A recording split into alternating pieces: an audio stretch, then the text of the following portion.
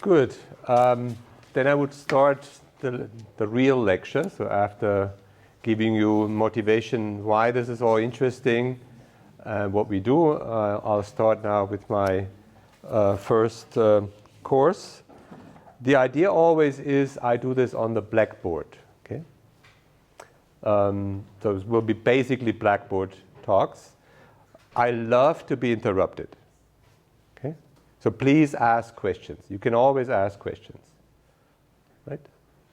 It's much more fun. If I'm here talking for 45 minutes, that's very tiring for myself. Much more fun if you ask questions. Okay? And don't be shy. Good. This will, okay, let me start.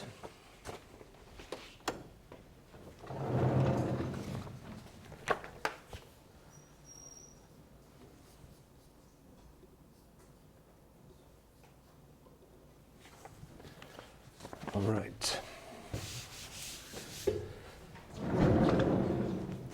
This is the first chapter of my lecture notes also. And the idea is very much in the spirit of my teaching philosophy. I want to introduce in the simplest possible way concepts that we need to understand stochastic dynamics and non-equilibrium systems. So we start from very simple models.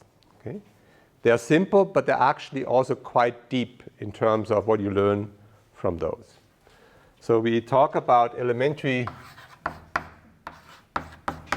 stochastic processes first. And the first example that I choose is random walks. Okay, and these random walks are basically a conceptual idealization of a Brownian random walk that you saw on the movie. So imagine that you have a one-dimensional system. So on that one-dimensional system, we imagine that we have a particle, and that particle is initially at a position x0. And now the difference comes to what you usually study in classical physics. There's no force here. There is no Newton's equation here that drives the motion of these particles. The motion of these particles is defined in a probabilistic way. So what I'm saying is that this particle can hop either to the right or to the left. And it does so at discrete times. And these discrete times, I take Tj being a natural number times my basic time unit. So tau is just the unit of time, the clock that's running. And j runs through the natural numbers. Okay? And at those discrete points in time, I'm updating the position of my particle in a way that I'm saying it jumps. I'm saying it jumps a certain step length psi j. Okay. And this step length psi j can be either a discrete set of numbers or it can be a continuous set of numbers. So let's say, for simplicity, when I talk about a discrete set of jump length, I just take them to be plus a or minus a. So it jumps a distance a to the right or to the left. That's called a discrete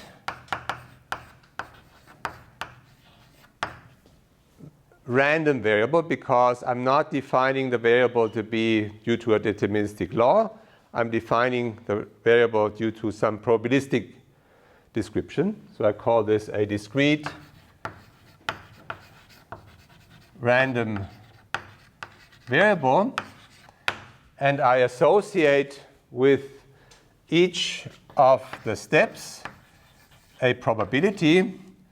So I'm saying if the random variable assumes the value of plus a, the probability for that to happen I call P, or success probability, and the probability of my particle to take on the value minus a, so jump to the left, I call this Q, and because probability is conserved, right, the sum of P and Q has to be 1, so Q needs to be 1 minus P. And that defines what's called a simple random walk in one dimension. The step length can not only be a discrete set of numbers, it can also be a continuous set of numbers. So let's take the real numbers. So you have now all numbers are possible on the real line. And now you need to define probability a bit differently, because you now need to define probability density since you have a continuous variable. So what we do is we say that the probability of my random variable psi j, the step length, to be in between the value psi and the value psi plus some small increment d psi. There's a probability now. This is given by a probability density wj psi times the distance of the increment d psi. Okay, so that's a probability density, and the whole thing is a probability. So that defines my process. It's either a discrete random variable or a continuous random variable, and the updating is done by a corresponding probabilistic law.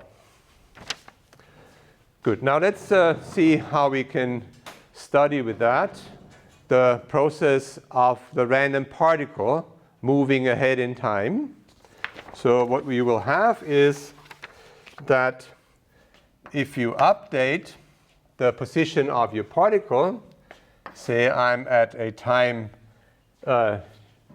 tk, then the position of my random walker at this time tk, so tk equals k times tau, that will be the original position that it had just a time tau before that, plus the jump length psi k.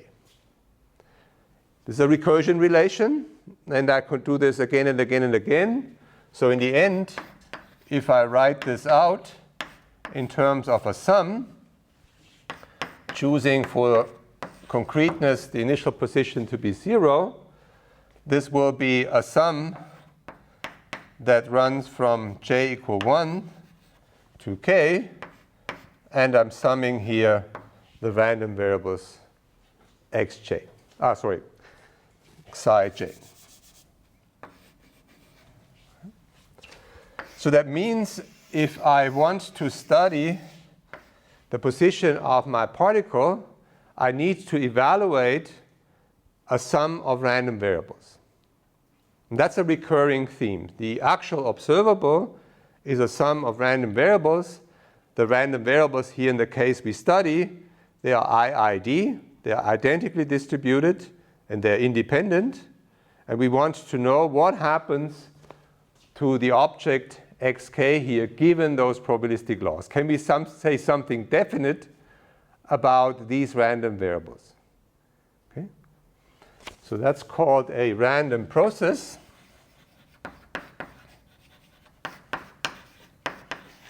And the random process is just the trajectory of my particle where k is element of all these different integers. Okay? The trajectory in space at discrete time points. Good. Now let's study that. So let's try and evaluate this quantity. What can you do? You can look at the moments, right? You can ask what will happen typically on average. You can ask what are deviations from that average. And you can even ask what is the full probability distribution function of this random variable xk.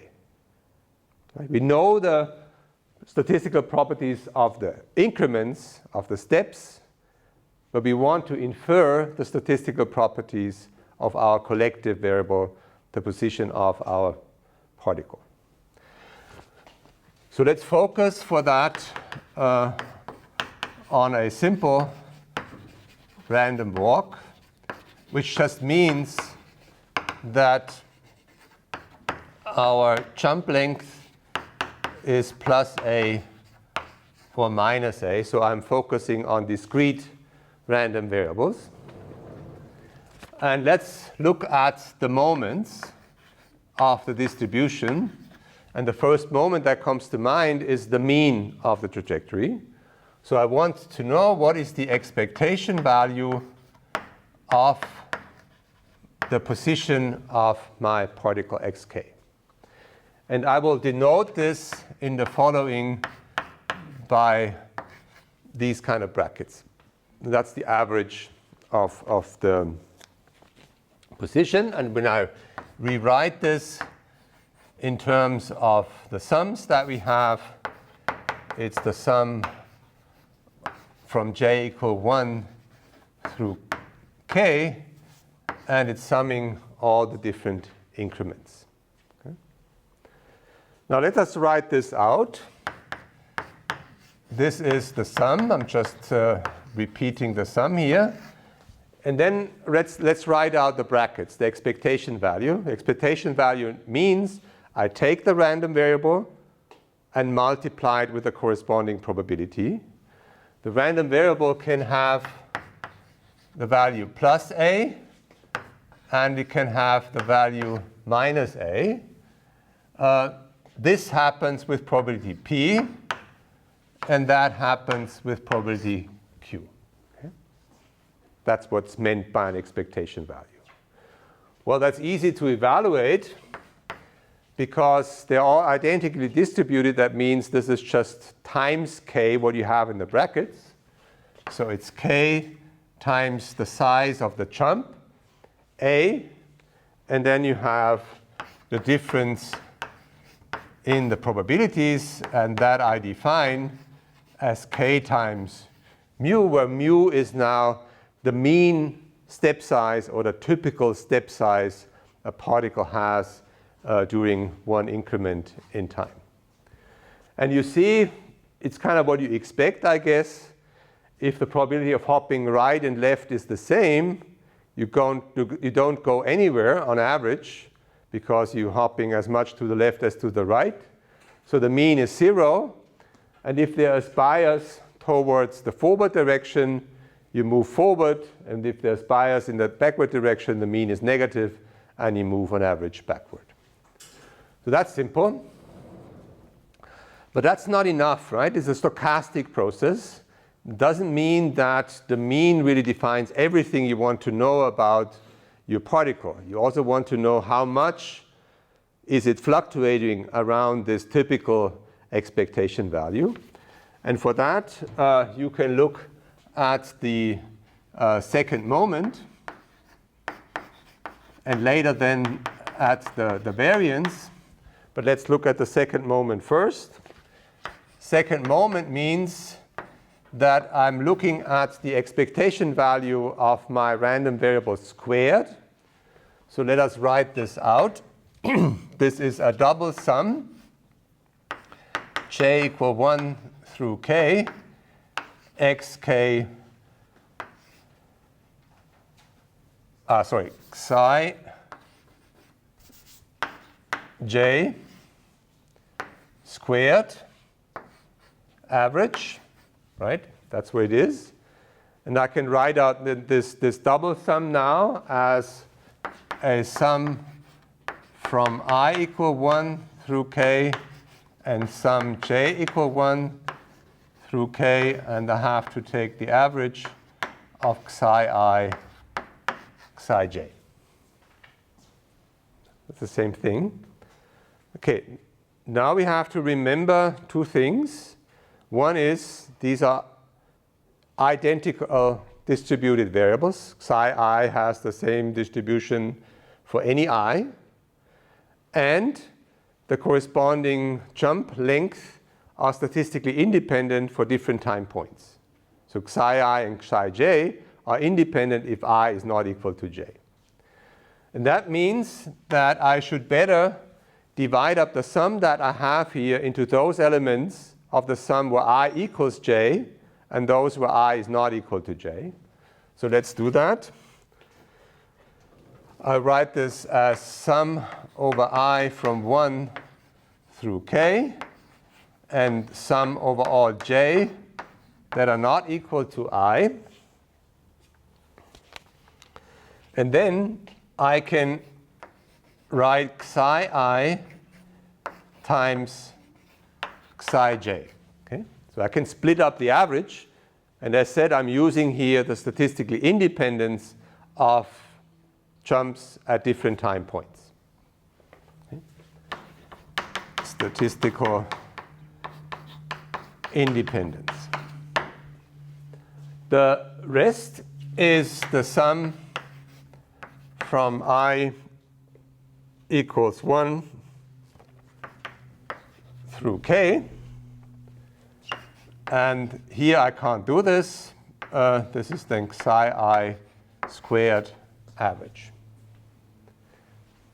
But that's fine now. Psi I squared is just plus a or minus a squared. So the expression you have there is simply a squared.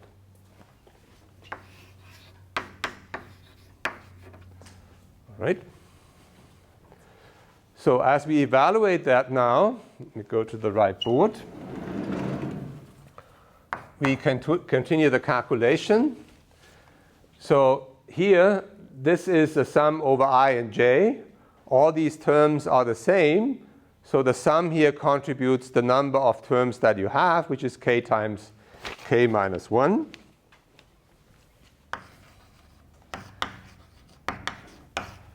And then you have to multiply with that average times that average here, which we already calculated.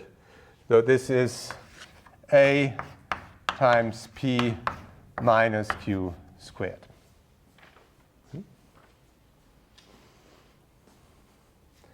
And the term that remains is plus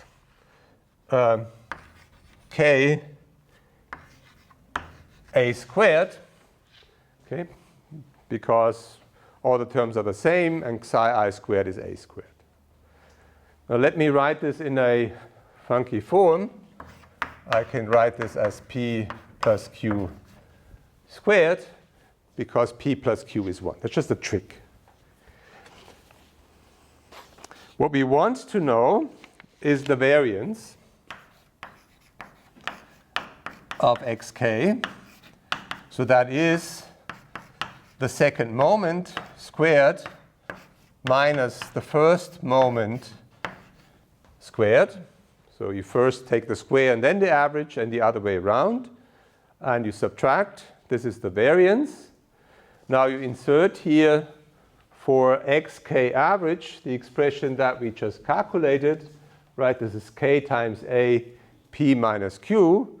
And then there's a little steps of algebra that you need to take, and you can do this for yourself.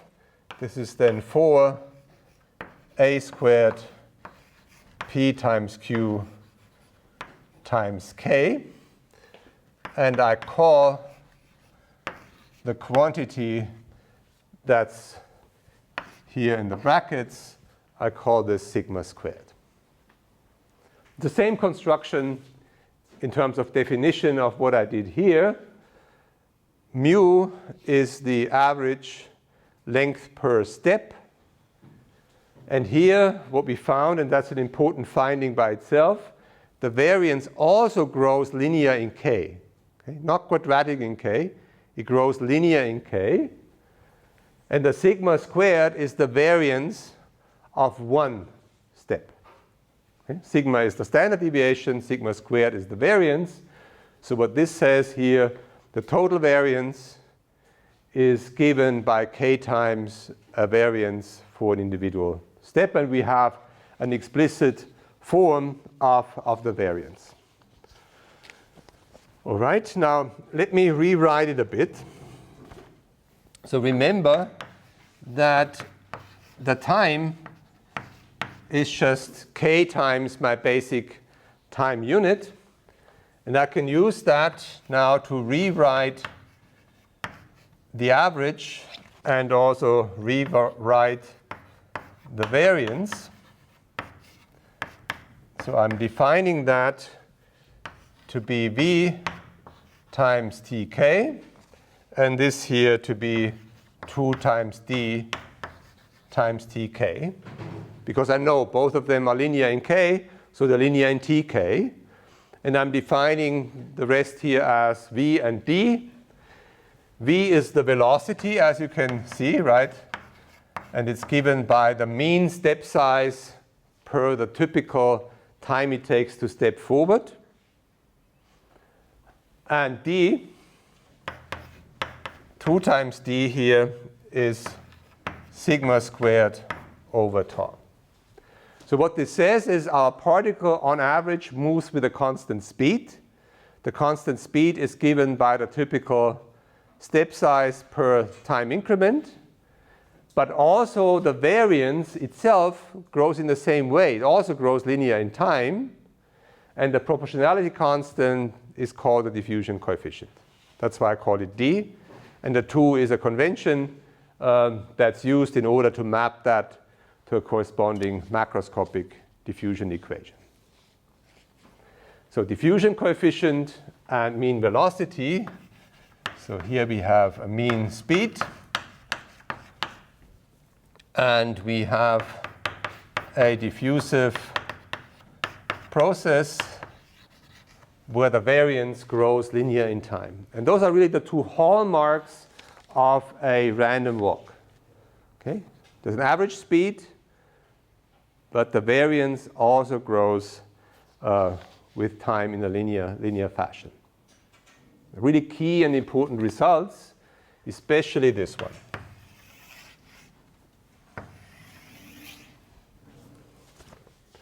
Now let's take an example so you can kind of get an intuition of what this means. So let's say we take a cell,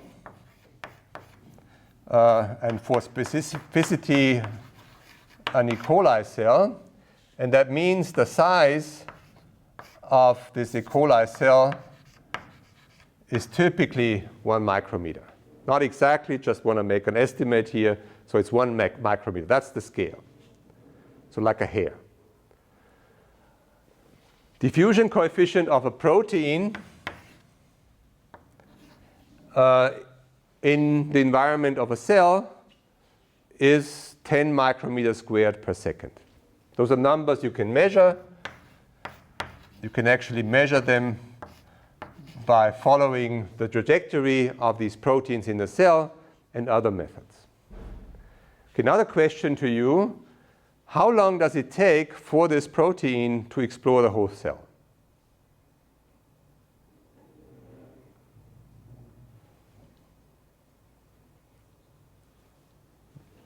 It's easy, right? The variance of xk will then be L squared, the size of the cell. So the way you would estimate is to say L squared is of the order of 2d times the time you're interested in. So the time will be L squared over 2d. So that's 1 micrometer squared divided by 2 times 10 micrometers squared per second. And that's something like 0.05 seconds. Okay? Very fast.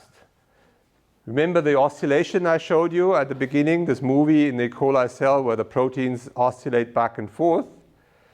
That's minutes. So on a time scale of about a few minutes, they oscillate. And that means on that time scale that you see the oscillation, the macroscopic phenomenon, the microscopic dynamics is really, really fast. It equilibrates much faster than the macroscopic phenomena that you see. So those estimates are actually quite important to get a feel of the physics of a system.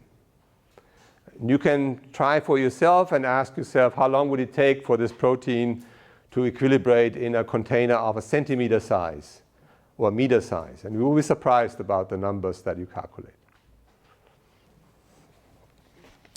Questions? Yeah? We need some microscopic arguments to be able to define like probability in this good form. The probability here is an assumption that you make. So the question is, do we need some microscopic information to define the probabilities? There's 2 ways to answer this.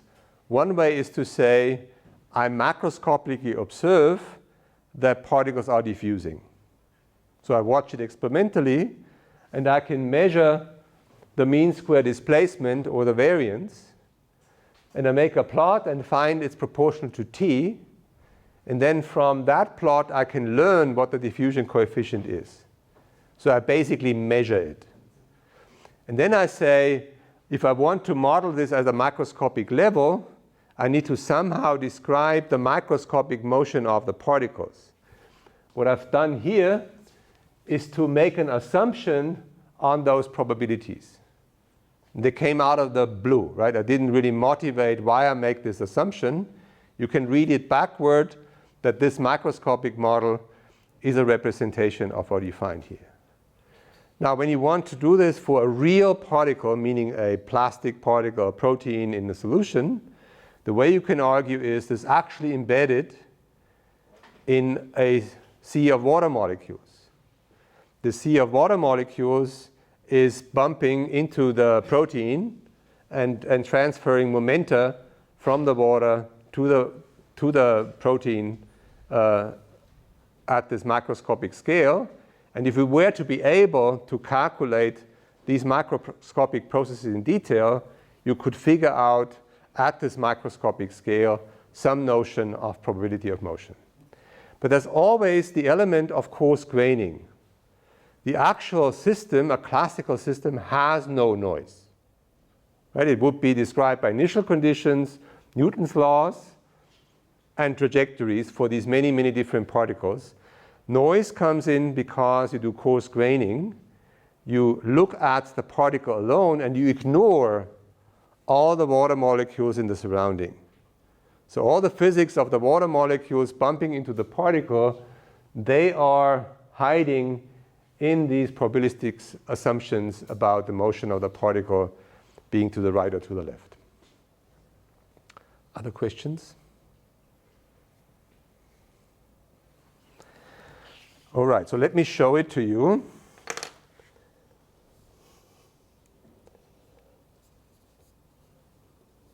Here is the simulation, and that's something you will learn how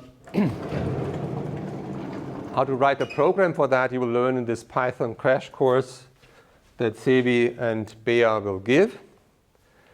So what you see here is this random walk, simple random walk, hopping to the right and left with different probabilities. And here now is the simulation of the stochastic process. So each colored line that you see is one realization where the numbers for hopping to the right or left are drawn from the corresponding probability distribution function. So that means for each individual trajectory, there will be something happening, and you cannot really predict it in detail. But what you can see is if you look at many of those trajectories, so an ensemble of trajectories, there's a trend. This ensemble of trajectories will, on average, follow this dashed line here, and this dashed line is the position given by the velocity times time. So on average, there will be a motion with a constant speed. And what you see also from these trajectories is that the trajectories are broadening such that there's a variance, and this variance also grows linear in time. And that means most of the trajectories that you see, they will be within this dashed line that defines the region of the highest probability that you have in the system, loosely speaking. Okay? So that means the mean and the variance really define already a lot of the features of your stochastic process. Now, what about more details than that? And for that, let me just go back to the board.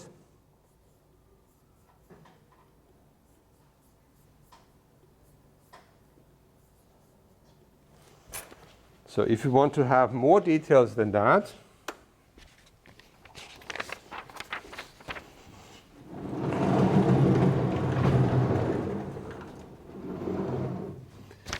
you can actually try and calculate the fold distribution function.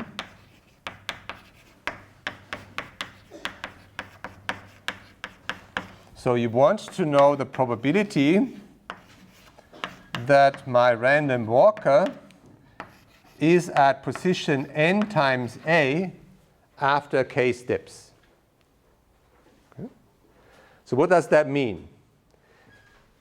It makes k steps, right? And those k steps, there will be some of them that go to the right, and I call them k plus. And there will be others that go to the left, and I call them k minus. The total number of steps that go forward is the net number, so the steps forward minus the steps backward. That's the net position of your particle. Okay, now what you know is that the probability of going forward is p. How many times do you need to go forward? K plus times. So this is p times k plus times going backwards, so minus p to the power k minus. That's for one set of values, k plus and k minus. And then you have to say how many times can I choose k plus from k. So the prefactor here will be k plus out of k. Okay, so you get a binomial distribution for the full probability distribution function, because all we have done is actually we have looked at a Bernoulli process with success probability p and a complement 1 minus p.